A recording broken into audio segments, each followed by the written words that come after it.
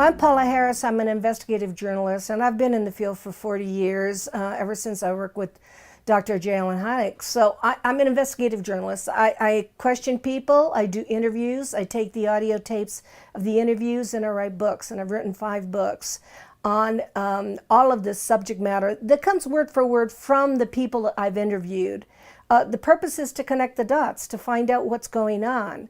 This year, the latest books I've written are Conversations with Colonel Corso and All of the Above and Beyond, which is a book that includes the Latin American interviews that I did. Conversations with Colonel Corso is just all the audio tape, all the interviews I did with this man who back engineered the technology in the 1960s. Colonel Corso was, I think, one of the most important whistleblowers in the world. And I just came back from Europe because they released the book in Italian.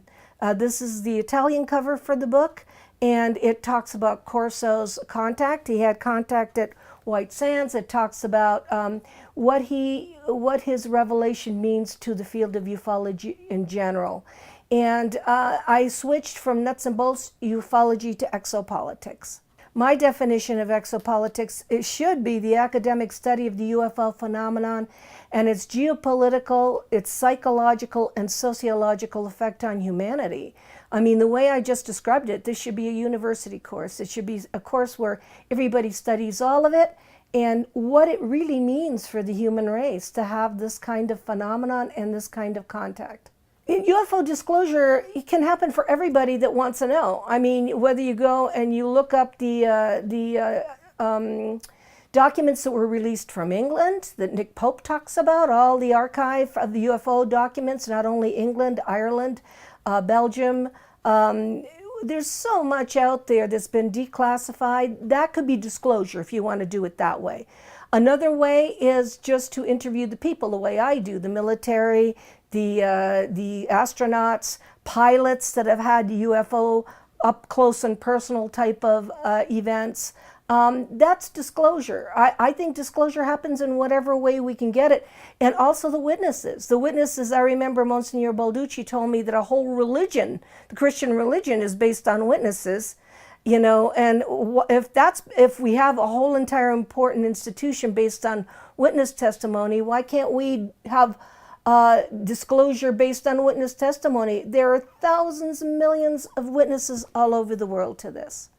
Well, what I learned, because I started nuts and bolts data gathering, I've got so much data, so many sightings all over the world. I've got so much data that we don't need anymore. For me, that's disclosure. However, the big question, why are we being visited? The big question is, why are they here? That's the question. And all these races, you know, Clifford Stone said 57 different races. Why are all these cultures? Because I can imagine that, you know, God created other people other than just on planet Earth. Evidently, they've got the capacity to come here. We don't have the capacity to go there. So what does it mean? It's very, very important that we study this information and that when we learn why they're here, and the conclusion I've come to is that we need to grow up as a human race. We are far from where we could be having a dialogue with our cosmic brothers. Just look at the politics, look at the geopolitical situation, look what we're doing to planet Earth. Look at all of this stuff. And we're not only in danger, but those peoples up there, the cosmic cultures, are watching us to see if we make it or not. If we're able to evolve to a state where our planet is safe and we are safe, and maybe, just maybe, if we can go out into the stars, we'll get to meet them. Anything I do, I think the grad school of the UFO study, the graduate school, is consciousness. Because all of us, you know, Grant Cameron, Colin Andrews, Stephen Greer, all of us that have studied all the data and have enough data, we have risen to the idea that maybe this is a wake-up call. And the only kind of wake-up call you can have is a spiritual one, which means that humanity is more than just flesh, blood, and bones. Humanity is connected to the cosmos, and that we in the end are all one, and I think that's the lesson. So I want to dedicate the rest of my research to consciousness study. That's the only thing, the bottom line, the graduate school, the most important thing there is. Colonel Corso, who was my main my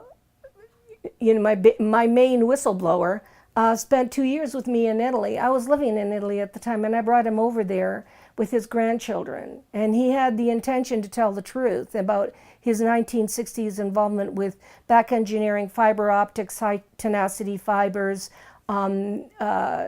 with integrated circuits, with night screening devices that he was given from the Roswell crash by General Trudeau.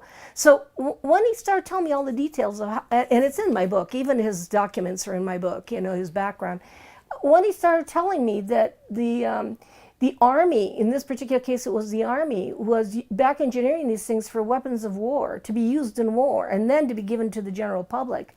He explained to me exactly why we've had these advancements in technology. And what he said was really interesting. He said the greatest gift they ever gave us was the extraterrestrial body, but we did nothing with it. Because that thing, or that clone, or that EB, the extraterrestrial biological entity, flew the craft, was able to fly the craft, become one with the craft. And he said, we can't, we have no men that can go out into outer space and not be physically challenged. So he said, that body, if we had learned how that body was made, we could be, going among the stars today. Do I think we're ever going to, navigate the universe? Yes, absolutely. We have no choice. We're part of all that. I think that's happening. I think that they gave up on going to some government. Look at all the governments we have. I think they're contacting individuals. And my job, in these twilight years, is to contact the real individuals that are having contact, and most of them are having contact with human-type physical aliens who walk off the ship, and that's being done in Latin America. The ones that I've talked to come from Peru, Bolivia, Brazil, the Amazon jungle, and Ecuador. So these contacts are happening in Latin America. You say, why not here? Because I think they tried in the 50s and 60s, and all we cared about was the craft. In Latin America, the people have the biggest hearts, and these beings can have a heart connection with these people.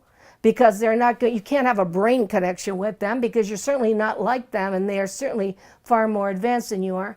But maybe in the end, we need to have a heart connection with ourselves and our human family before we can have anything going on with ETs. I do not think that any particular government will formally disclose the formality of contact with extraterrestrials, but I think the governments have given us enough documentation, paperwork, freedom of information requests that we can answer it on an individual level. What would happen if they formally said it? It would bring down our institutions, and especially our economic institutions. So I don't think they're formally going to do it, but if you look at the declassified documents, Russia has released a whole bunch of videos and documents. We have, documents. England for sure has released its documents. Governments will do it that way, but they're hoping nobody pays attention to it, I think. If you have dogma that's been set up, certain dogma, you have to believe that everybody's baptized. You have to believe certain things, and this doesn't go into this. Reality doesn't fit into it. But it's also going to bring down the scientific institutions. They can't figure out how these beings go in and out of walls. They can't figure out how these craft, navigate. What Colonel Corso told me, which was really, really interesting, he said, don't use the old science to try to prove this. You have to create a new science.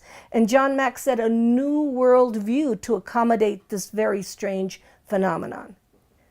The whole ancient alien hypothesis is so real. It's so real. I mean, we have the new discoveries of the mummies in the Nazca Plain right now. I mean, apart from what people are saying, they still are 1,000 years old with 3 fingers, and we're waiting for DNA. I mean, all kinds of little beings that were found in the Atacama Desert, in Asia, all kinds of new discoveries.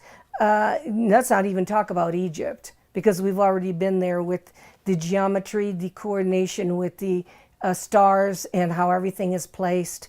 Bosnia, the pyramids, pointing a certain way, the pyramids in Bosnia.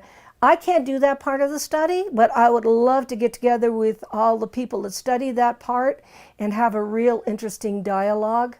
because I think we'd really be able to connect the dots. Consciousness is just being aware and awake that we are magnificent divine human beings in every which way. We're very balanced and so forth. We were placed here for a reason.